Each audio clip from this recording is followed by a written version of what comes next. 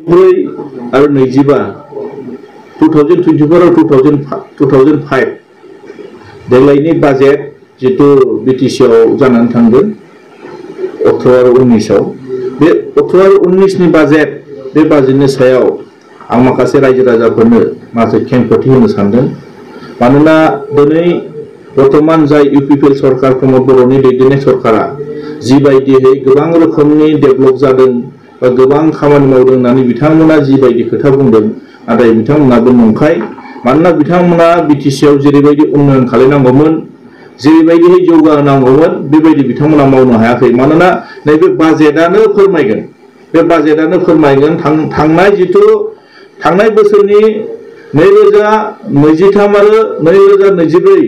मायथाइनि जितु बोसोरारि जितु रां बावजा जितु बाजेट बे बाजेटआव बिथांमोना मोनदोंमोन गासै 800 कोटी 800 करोड़ बिथांमोना मोनदोंमोन नाथाय देग्लायनि जितु रां बावजा देग्लायनि बाजेटआव बिथांमोना माने 803 कोटी 803 करोड़ बिथांमोना देग्लाय मोनदों बेहायनो फोरमान मानोना बिथांमोना बिराद मावदों होननानै रायजो राजानि गेजेराव जिबायदि बाथ्रा बुङो बे गासिबो नंखाय बिथांमोना मावनो हायाखै बिथांमोननि खामानि मावनायनि सायावनो जों मोनसे नोंथांमोननि सिगाङाव रोखायै फोरमायनो सानदों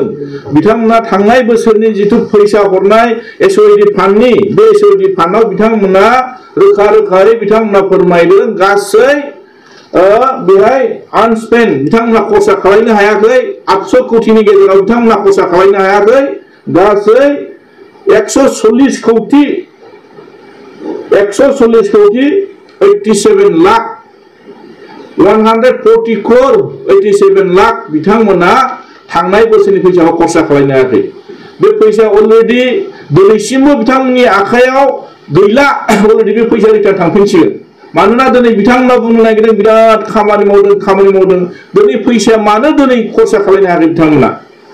बिथांमोना दिनै बुंनो नागिरो जों बीटीसीआव गोबां रोखोमनि खामानि मावबाय गोबां रोखोमनि डेभेलपमेन्ट जाबाय बिथांमोना जितु रांखौनो जुदि खरसा खालामनो हायाबा बबेयाव डेभेलपमेन्ट जादों नंखायनो आं दिनै रायजो राजानो बेखौ रोखायै फोरमायनो सानदों बिथांमोना बुंनाय बाथ्राया नंखाय खोथायाव बिराद मोजां खोथा बुङो बिथांमोना बिराद डेभेलपमेन्टनि खोथा बुङो उन्नयननि खोथा बुङो नाथाय दिनै जों नुनो मोनदों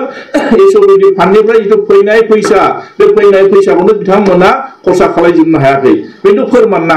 नंखायनो आं दिनै नोंथांमोननि मिडियानि जुगिदि रायजो राजानो फोरमायनो सानदों बिथांमोना दिनै बे माने 140 करोड़खौ दिनै बिथांमोना जायफोर लायबिलिटिस दं जायफोर दिनै ठिकादारफोर बिथांमोननो मानो बिलखौ होनो हायाखै बेफोर खोथाखौ जों बिथांमोननि सिगाङाव सोङोब्ला बिथांमोना माखासे नंखाय फोलानानै बिथांमोना बाथ्राखौ माने खामानानै बुंनो नागिरो नंखायनो दिनै जों रायजो राजानि गेजेराव फोरमायथारनांगोन आरो बुंथारनांगोन बिथांमोना दिनै इसां डेभेलपमेन्ट खालामदोंब्ला दिनै थाखाया मानो बारा फैयाखै दिनै जों मिथिगौ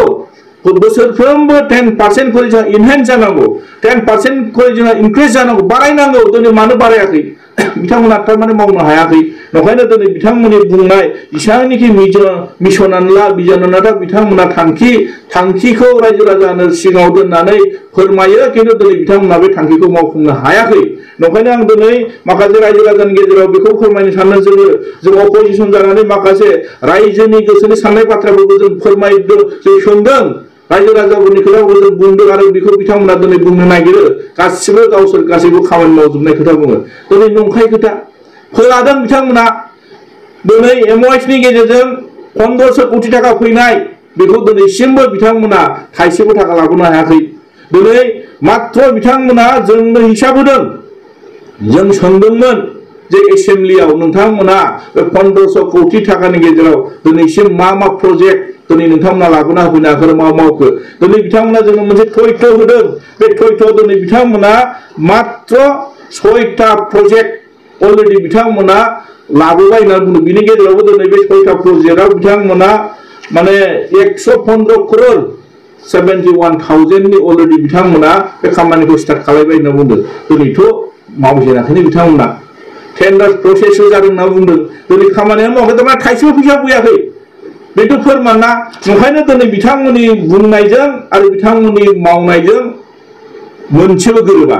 थगायजोबनानै बिथांमोना जोंखौ थगायना दोननो नागिरदों दिनै जों सोंदों बिथांमोननि गेजेराव आरो जों सोंबावदों बुंदों बिथांमोनखौ नोंथांमोना जे बिराद गिदिर गिदिर खोथानि बुङो बाथ्रा बुंबाय थादों दिनै जोङो नुनो मोनदों जे बर्तमान बिटिसिआव जि अबस्था जि थासारियाव दिनै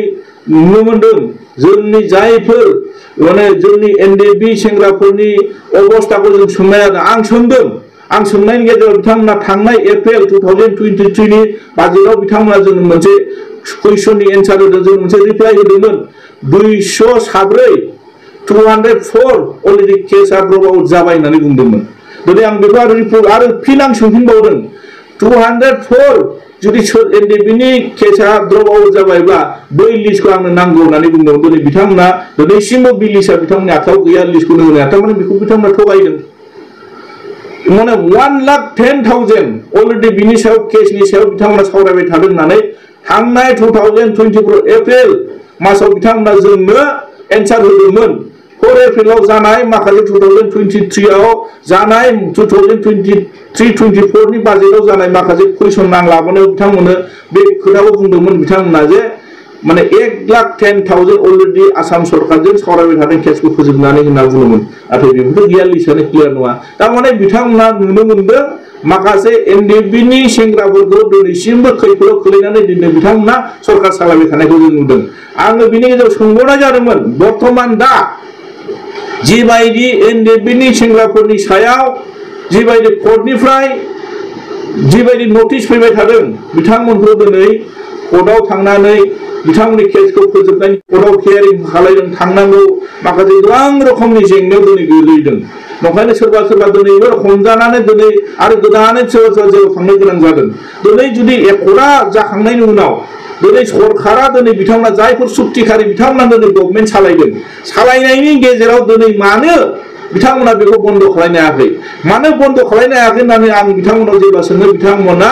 मोजां रोखोमनि जोंनो रिप्लाइ होनो हायाखै नंखायखौ लानानै बिथांमोना दोनदों खामानिखौ जों मावगासिनो दं आरो मावबाय थादोंब्लाथ' बन्द जानांगौमोन ना मानो बन्द जायाखै नंखायनो दिनै आं सोंबावदोंमोन जे जोङो एनडिएफबिनि सेंग्राफ्रा सोरजों लिंक लाखिनानै दिनै केसखौ फोजोबनांगौ जाखो बिथांमोनखौ जेब्ला लोगो हमनो थाङो बिथांमोनखौ अफिसाव लोगो मोना बिथांमोननि जिथु माने चेम्बाराव थांब्लाबो बिथांमोनखौ लोगो मोना अब्ला दिनै एनडिएफबिनि सेंग्राफ्रा गावनि पकेटनिफ्राय दिनै काइलिपारायाव थांनानै जोंहा आसामनि माखासे एडिजी बिथांखौ लोगो हमनानै दिनै केसखौ माने हिरेननाथ बिथांखौ दिनै थांनानै केसखौ फोजोबना लानो थाखाय बिथांमोना बाथ्रा बुंदों बिदिनो जायाना जोङो बुंदों जुदि जोंनि सेंग्राफोरनि केसखौ फोजोबनोब्ला दायित्व लानांगोन बर्तमान सरकारा सुक्ति खालामना फैदों सुक्तिखारिफ्रानो दिनै गभर्नमेन्ट सालायबाय थादों सोरबा एनडिएफबिनि केडारनो सोरबा नायस्रां मोनो सोरबा अखा दै मोनो सोरबा दानस्रां मोनो दायित्व होदों आं मोजां मोनदों खिन्थु दिनै बे होननानै दिनै बिथांमोननो दायित्व होनानै फोजोबना दोनबाथ' जानाय नङाना मानोना दिनै पाब्लिक प्रसिकिउटर सासे होनांगोन बेहाय बिथाङा दिनै पाब्लिक सासे जों मोजां लिंक लाखिनानै बे केसखौ फोजोबनायनि दायित्वखौ दिनै जों बै मानसिजों लिंक लाखिलायबासो जोङो मोनसे हाइ लेभेल कमिटि दानानै पलिटिकेलि जितु बे सिस्टेमनि गेजेराव बर्तमान गभर्नमेन्ट सालायबाय थानाय इउपिपिएल सरकार सालायबाय थानाय बिथांमोनाथ' सुक्ति खालामना फैनाय लिडारफ्रानो दिनैहाय ज' जाना दंना नंखायनो दिनै नुदों बिथांमोना मोनसेबो मोजां खामानि मावनो हायाखै थगायनानै माखासे बिटिसिनि जितु मोननाय थाखा फैसा बिथांमोना जिबायदि धरनाव उन्नयन जिबायदि धरनाव उन्नति खालामनांगौ दिनै मोनसेबो रोखोमै बिथांमोना खामानि मावनो हायाखै आरो जों सोंहरनाय जादोंमोन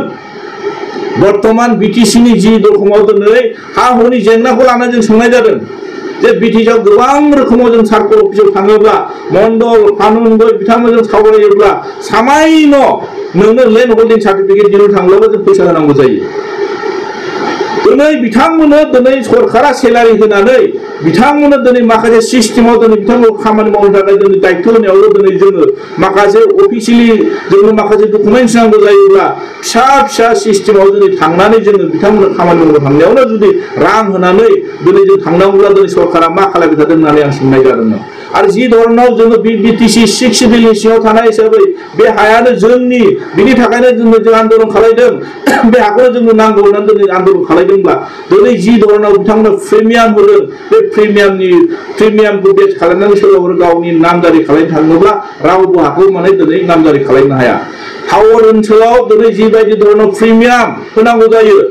20 लाख 30 लाख दिनै पार बिगा दिनै होदों गामि ओनसोलफ्राव दिनै 5 लाख खरि होदों 75% दिनै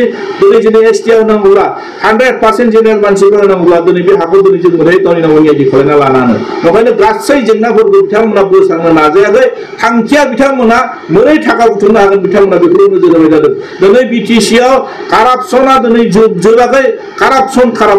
जाबाय थादों दिनै बिथांमोना माखासे एन्सार होनो हायिनि थाखाय 17 बोसोरनि खोथा बुङै बिथांमोना दायखौ एरायना थाबाय थानो नागिरदों ओंखायनो आं दिनै नुदों जे बिटिसिआव गभर्नमेन्टखौ बिथांमोना मोजां सालायनो हायाखै जि धरनाव बिथांमोना दिनै गभर्नमेन्ट सालायदों गासिबो नंखाय फोलानाय दिनै बिथांमोना खामानि मावनो हायाखै दिनै सुक्तिखारिफोरनि थाखाय जेबो खामानि मावनो होनो हायाखै मुंख्लंफोरनो हरनाय फैसाखौ दिनै बिथांमोना नांगौ धरनाव बिथांमोना दिनै होनो हायाखै ओंखायनो दिनै जों नुदों बिथांमोननि सरकारा दिनै जों नुदों दिनै 6 बोसोर आगान होबाय 6 बोसोर आगान होबाय दिनै बिटिआर दिनै बिथांमोना बुंबाय थादों बुंथों नामा सोलायनांगौ सोलायदों जों बुंनांगौ दरकार गैया बिथांमोना दिनै जि बाथ्रा होदों मावनांगौ जों बेखौ खावलायदों मावनो हायाब्ला बिथांमोना दिनै रायजो राजानि सापर्ट मोनगोन दिनै मावनो हायाखैना मानोना सुक्तिया दिनैसिमबो मोनसेबो दफाया मोजां रोखोमै इमप्लिमेन्टेसन जायाखै गासिबो आद्रा खिथिया जानानै दङ दिनै नंखायनो दिनै बिटिसिनि दफाखौ दिनै मावफुंबाय थादों होननानै बुंबा जानाय नङा डिपार्टमेन्टआ दिनैसिमबो मोनसेबो बारा फैयाखै दासिमबो फैसाया दिनै थाइसेबो बारा फैयाखै दिनै बिथांमोना माखौ मावदों होननानै दिनै बुंबाय थादों ओंखायनो दिनै गावसिनि गोसो सिङाव थिखुमानानै दोननाय माखासे लुबैनाय खामानिखौ दिनै बिथांमोना सोरनिबा सायाव खिथेर होखारनानै दिनै बिथांमोना खामानिखौ आदाय खालामना लानो नागिरबाय थादों ओंखायनो रायजो राजा नोंथांमोन जोंहा सम सफैबाय बिथांमोना जे थगायसोला बिथांमोना जे थगायनानै सरकार सालायबाय थादों नांगौ रोखोमनि दिनै डेभेलपमेन्टनि स्किम जेबो मावनो हायाखै बे बाजेटआनो दिनै बे 2024 माने 2024 आरो 2025 मायथाइनि जिथु बाजेट बे बाजेटआनो रोखा रोखा फोरमायदों ओंखायनो दिनै बे सरकारखौ सम सफैबाय रायजो राजाफ्रा डिसिसन लानानै सम बायदियै फिननायखौ होनो थाखाय आं साफ्रोमबो रायजो राजा साफ्रोमबो भटारखौ आं खावलायनाय थाबाय आरो